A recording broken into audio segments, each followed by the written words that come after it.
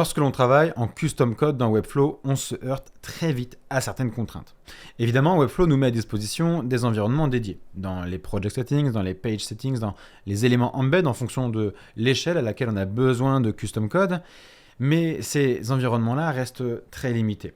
En fait, dès que l'on va venir ajouter du custom code, souvent copié-collé depuis un autre espace, eh bien on ne pourra pas vérifier si le code fonctionne.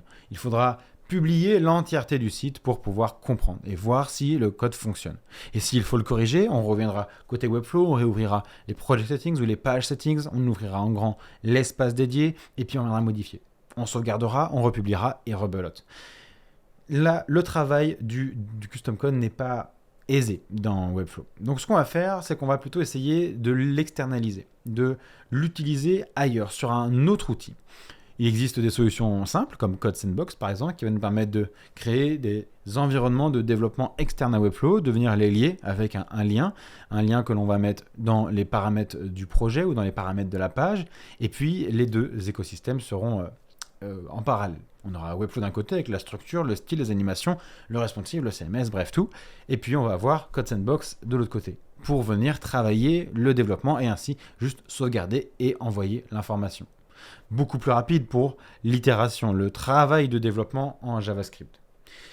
Donc ça, c'est la version relativement simple, mais très vite limitée en termes de scalabilité. Si on a des plus gros projets, eh bien, on va avoir besoin de peut-être une plus grosse structure. Et puis, si je ne maîtrise pas forcément le JavaScript, je vais me retrouver face à Code Sandbox, mais toujours avec des galères, des complexités à devoir surmonter. Donc on va chercher une alternative ailleurs. Si on est sur un plus gros projet, eh bien, on va pouvoir utiliser FinSuite Developer Starter. FinSuite Developer Starter, il y a une série de vidéos qui est dédiée sur cette solution-là. C'est l'artillerie lourde, c'est la machine de guerre qui va nous permettre de venir créer un véritable écosystème de développement sur notre machine en local et en ligne avec GitHub et NPM. Alors là, on va mettre en place beaucoup de choses. On va travailler en local, donc uniquement sur notre machine. Donc on aura une vision de la pré-prod qui est différente de celle du client. Donc ça, c'est très intéressant pour pouvoir travailler sur des nouvelles fonctionnalités, des choses qui vont potentiellement modifier l'affichage visuel.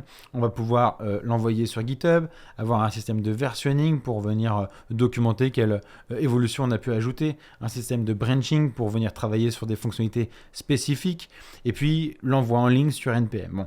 Ici, comme je disais, c'est vraiment l'artillerie lourde. Ça fonctionne très très bien pour des très gros projets Webflow, mais on n'en a pas forcément besoin sur des plus petits ou plus moyens projets. On va chercher quelque chose de plus simple à mettre en place. Eh bien, j'ai une solution. Cette solution, elle s'appelle Slater, et elle est extrêmement intéressante, et elle vient combler le vide entre Code Sandbox et FinSuite Developer Starter. Elle est parfaitement adaptée pour les petits et moyens projets, et elle a un atout incroyable, c'est l'intégration de l'IA, de l'intelligence artificielle. Dans l'interface de Slater, il y a une fenêtre conversationnelle avec ChatGPT. On va pouvoir lui parler en français, lui demander de l'aide sur des scripts, des fonctionnalités qu'on souhaiterait développer. Et puis, je vais pouvoir également lui demander d'analyser mon code pour comprendre peut-être des erreurs que je n'arriverai pas à comprendre, à élucider. Donc ça, c'est extrêmement intéressant. On va découvrir tout de suite le fonctionnement actuel sans Slater, le fonctionnement actuel avec Slater, et ensuite on fera une overview de l'interface de Slater. On passe tout de suite sur l'écran. En ce qui concerne le fonctionnement actuel sans Slater, on a juste Webflow, donc là le dev est relativement limité, je vais pouvoir poser ma structure, mon style, mon CMS, mon animation, mon responsive, bref tout côté Webflow, et je vais pouvoir également utiliser les environnements de développement à disposition pour venir faire mon développement JavaScript. Ok, je publie l'entièreté du projet en cliquant sur le bouton Publish, la structure, le style, tout est envoyé, tout est publié, et à ce moment-là, je peux vérifier que mon code fonctionne. Ah, j'ai une galère, mon code ne fonctionne pas. Je reviens ici sur Webflow, je fais le développement complet, et là, je vais pouvoir republier. Je republie l'entièreté du projet, on va pouvoir s'en rendre compte sur le point webflow.io, et là, ça fonctionne. Super, je peux l'envoyer en prod finalement. Ça peut être très chronophage, surtout si on est débutant, notamment avec le JavaScript, puisqu'au début, on ne saura pas forcément comment corriger les erreurs, on va tester des choses, on va essayer de s'auto-corriger. Et forcément, on va publier à chaque fois pour voir le rendu, puisque on le sait, le JavaScript ne fonctionne pas dans l'interface de Webflow. Le CSS, oui, si c'est dans un embed, mais le JavaScript ne fonctionnera pas dans l'environnement de Webflow, dans le designer. Donc, il faudra toujours publier. Pour trouver une solution, on va essayer d'externaliser. Et là, c'est ce qu'on va faire avec Slater. On va, dès le début du projet, connecter le projet Webflow et le projet Slater pour venir les faire travailler en parallèle. Côté Webflow, je vais venir poser ma structure, mon style, mon CMS, mes animations. Et côté Slater, je vais mettre en place le développement JavaScript, accompagné de l'intelligence artificielle. Et ça, c'est extrêmement intéressant. Côté Webflow, dès que j'ai fini de faire ma structure, mon style, mon CMS, mes animations, bref, tout, je vais pouvoir publier. Je publie alors sur le .webflow.io, l'environnement de pré-prod, de staging.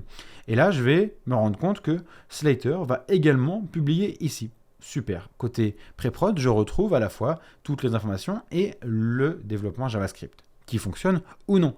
Mais là, ce qui est intéressant, c'est que si je dois corriger, je n'ai que à corriger côté Slater, accompagné là encore par l'IA, qui pourrait m'aider sur comment corriger, comment faire évoluer mon code. Et dès que je republie, via un command S ou un contrôle S, automatiquement, c'est pris en charge de ce côté sur la pré-prod. J'ai littéralement que mon code JavaScript à envoyer en pré-prod. Et ça, c'est extrêmement intéressant pour venir travailler efficacement. Une fois que tout est prêt, je peux publier en prod directement sur mon site.fr, par exemple. Là où c'est encore intéressant, c'est que, et je ne l'ai pas détaillé dans le schéma, c'est qu'on a en plus de ça un moyen pour venir dire à Slater de venir publier en plus de ça au choix sur l'environnement de pré-prod ou l'environnement de prod. Une fois qu'on a mis en ligne le site, on a le choix donc dans Slater de dire publier sur l'environnement de pré-prod ou l'environnement de prod. Et ça, c'est extrêmement intéressant. Bref, on arrête sur la partie théorie. Il est temps que je vous montre l'interface de Slater. Alors, en ce qui concerne l'interface de Slater, voilà le dashboard. C'est relativement sommaire, mais on y trouve toutes les modifications qui sont essentielles. Lorsque je vais démarrer un nouveau projet, je vais pouvoir nommer mon projet, je vais l'appeler Demo Slater 001 et je vais pouvoir en dessous mettre ici l'URL .webflow.io de mon projet Webflow. Super, et je colle là. Je choisis une couleur pour ensuite me repérer en fonction des projets clients, projets personnels, projets du studio, peu importe. Je prends ici du violet. Et c'est parti. Et là, ce qui est extrêmement intéressant, c'est que automatiquement, Slater va trouver les différentes pages que j'ai sur mon site. Et ça, c'est vraiment pratique, puisque je vais pouvoir ensuite dire si le code il fonctionne à une échelle globale ou à une échelle par page. Et ça, c'est assez agréable pour venir, par exemple, optimiser les performances. Donc là, je vais commencer à travailler de manière globale. Mais si jamais je souhaite le mettre sur la home, c'est ici l'index. Et ensuite, je vais avoir toutes les différentes pages que je vais trouver. Je mets global, je vais l'appeler ici code global et je vais créer la page. Ok, me voilà dans l'interface de Slater. Il me manquera ensuite à avoir un petit script ici à récupérer et à venir copier-coller du côté de Webflow. On verra ça dans la vidéo d'après sur le processus de A à Z. Ici, l'idée c'est surtout de parcourir l'interface. Nous voilà donc dans l'interface de Slater. On est ici en dark mode, on a tout ce qu'il nous faut à portée de main pour venir travailler et l'interface se décompose en 3 parties. J'ai à gauche ici mes pages, mes différentes pages. Je peux ajouter des nouvelles pages et dire que je vais travailler par exemple sur un script qui n'aura lieu que sur la page About. Et là, je peux venir préciser About. Je crée la page et je viens créer le script correspondant uniquement pour cette page-là. Je veux faire un script général, je peux travailler sur le global ici. À gauche, en plus, je vais avoir, au-delà des pages, la librairie. La librairie, c'est assez intéressant puisque c'est finalement ici du custom code que l'on va sauvegarder à côté pour pouvoir le réutiliser sur d'autres projets. La librairie est cross-projet. Elle va vraiment vous suivre dans votre développement sur n'importe lequel des projets. Par exemple, plutôt que d'attendre que le document général du HTML soit chargé, eh bien, je peux utiliser ce script que je me suis sauvegardé ici pour venir démarrer mon code et attendre que Webflow soit prêt pour lancer la moindre fonctionnalité en CSS et en JS. Donc voilà, c'est la librairie. Vous pouvez en ajouter assez facilement avec le petit plus ici. Vous nommez la librairie que vous venez de créer, vous sauvegardez ici votre JavaScript, vous pouvez mettre une note en plus et créer la librairie en plus.